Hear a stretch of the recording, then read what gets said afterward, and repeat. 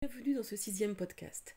Dans chacun de mes podcasts, je vous partage tout ce que j'ai compris, étudié, découvert pour mieux comprendre ce monde dans lequel on évolue et pour mieux y vivre bien évidemment. J'en profite pour vous inviter à vous abonner à la chaîne. Je poste chaque semaine une vidéo ou un podcast sur des sujets essentiels. Vous pouvez aussi vous inscrire aux emails privés pour recevoir des réductions pour les thérapies en ligne que je propose. Car si comprendre est une première étape essentielle, mettre en pratique pour changer sa façon d'être et de vivre est encore plus essentiel pour transformer sa vie vers le meilleur. Vous pouvez donc cliquer sur le lien juste en dessous. Vivre m'a longtemps été insupportable, en particulier quand je traversais des épreuves et que je me demandais pourquoi la vie était aussi cruelle à mon égard. J'ai parfois pensé que ma vie, tout comme la vie dans son ensemble, était un véritable chaos.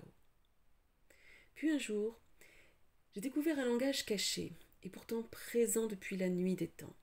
Le langage des sages, des érudits, des grands penseurs, qui expliquait le monde au sein duquel nous vivons et qui m'a obligé à changer le regard que je posais sur le monde et sur mon monde. Avant de vous expliquer tout ce que j'ai découvert, laissez-moi vous partager une expérience que j'ai traversée pour vous illustrer le sujet de ce podcast. C'était un jour où j'étais en voiture avec ma mère. J'étais adolescente à l'époque et ma mère conduisait, j'étais sur le siège passager. Et à un moment donné, nous sommes arrivés à un carrefour où il y avait un feu de croisement. Il y avait des immeubles à gauche comme à droite, cachant en fait la vue, ce qui fait qu'on ne pouvait pas voir les voitures qui venaient de part et d'autre. Nous étions donc arrêtés à ce carrefour car le feu était rouge, et quand le feu est passé au vert, ma mère n'a pas démarré. Et ça a duré suffisamment longtemps pour qu'à un moment, je me tourne vers elle pour lui dire « Mais pourquoi tu ne démarres pas ?» Et au moment où je lui ai posé cette question, nous avons vu débouler sur notre droite un bolide qui arrivait à toute vitesse et qui a traversé le carrefour et qui avait forcément, évidemment, grillé le feu rouge. Ma mère et moi, je me rappelle très bien, on est restés sans voix. On n'a même pas bougé, ma mère n'a même pas démarré. Et le feu est à nouveau passé au rouge. On est restés là, sans rien se dire. Car nous savions très bien à ce moment-là que si elle avait démarré, dès que le feu était passé au vert, cette voiture nous aurait percutés. Et vu la vitesse à laquelle elle allait et les obstacles autour, je suis persuadée vraiment que nous n'en serions pas sorties vivantes ni l'une ni l'autre. Ce jour-là n'était pas notre heure, c'était une évidence. Mais cette simple situation nous oblige à nous poser la question. Est-il possible de penser que la non-réaction de ma mère était due au hasard ou qu'elle répondait à une logique particulière de la vie ? Ce que j'ai découvert, c'est que depuis la nuit des temps, les sages nous disent que ce monde fonctionne de façon ordonnée.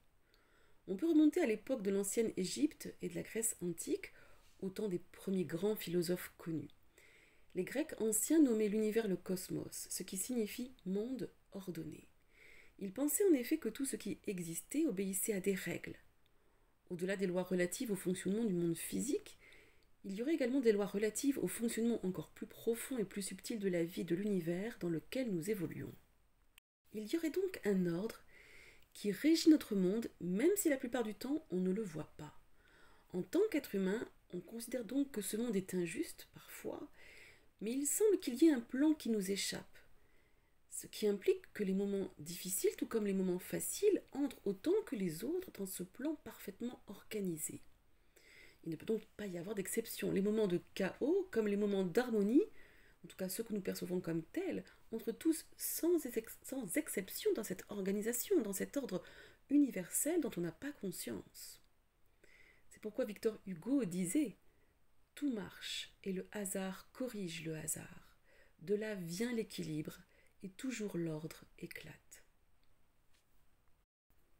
Dans ce moment particulier où ma mère n'a pas démarré quand le feu est passé au vert, de toute évidence, ce monde ordonné avait dû décréter que pour elle comme pour moi, ce n'était pas le moment de partir ni d'avoir un accident. Tout ça pour vous dire qu'il y a des choses qui doivent être vécues, des moments incontournables, des rencontres nécessaires et d'autres qui ne sont pas faites pour nous. Il y a des blessures qui doivent être subies, des épreuves qu'il faut endurer, et puis il y a des moments de facilité, des moments qui appellent au changement et à la libération. Il y a des moments faciles et difficiles à vivre dont nous pouvons parfois trouver le sens, parfois pas. Mais que nous trouvions un sens ou pas à tout ce qui jalonne notre chemin, Il semble, quoi qu'il en soit, que tout réponde à une organisation pour chacun d'entre nous et pour la vie dans son entièreté. Dans ce podcast, je voulais simplement vous dire que personnellement, trouver du sens à la vie et à mes épreuves, découvrir ou considérer que ce qui est vécu répond probablement à un plan qui parfois m'échappe ou parfois m'apparaît clairement, m'a aidé à avancer, à supporter les épreuves, les difficultés, les ruptures, parce que j'ai compris que ce sens n'était peut-être pas toujours mon idéal dans un premier temps, mais qu'il s'inscrivait dans une logique d'évolution dont je pouvais parfois comprendre la légitimité. C'est ce qui m'a aidé à faire ami avec la vie, à l'apprivoiser petit à petit, à être moins en lutte ou moins en colère ou moins triste contre l'existence. Oui, les sages nous disent depuis la nuit des temps que la vie a un sens et que ce monde est ordonné. J'aurais pu vous donner une multitude d'autres citations corroborant cette idée, car il semble que beaucoup de grands sages se rejoignent dans cette interprétation de la réalité. Cela dit, rien ne nous prouve que c'est effectivement le cas. Comme j'aime à le dire, on peut considérer que la vie a du sens ou on peut considérer que la vie n'a aucun sens. Dans l'absolu, on peut toujours dire tout et son contraire. Et vous savez quoi? Que nous disions que la vie a du sens ou qu'elle n'en a pas, dans les deux cas, nous aurons raison.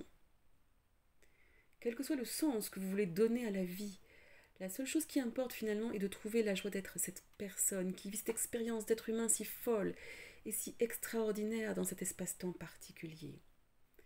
Si croire que la vie a du sens, que tout rentre dans un ordre particulier vous aide, comme cela m'a aidé, et si cela vibre juste pour vous, alors qu'il en soit ainsi, et si vous préférez penser que la vie n'a aucun sens, alors, et que ça vous aide aussi, alors allez-y. La vie est sensée tout comme elle est insensée. Ce monde est affreux tout comme il est merveilleux. Votre vie est juste autant qu'injuste. Quoi que vous choisirez d'en faire ou d'en penser, vivez-la pleinement, cette vie qui est la vôtre. Car c'est là tout ce qui importe.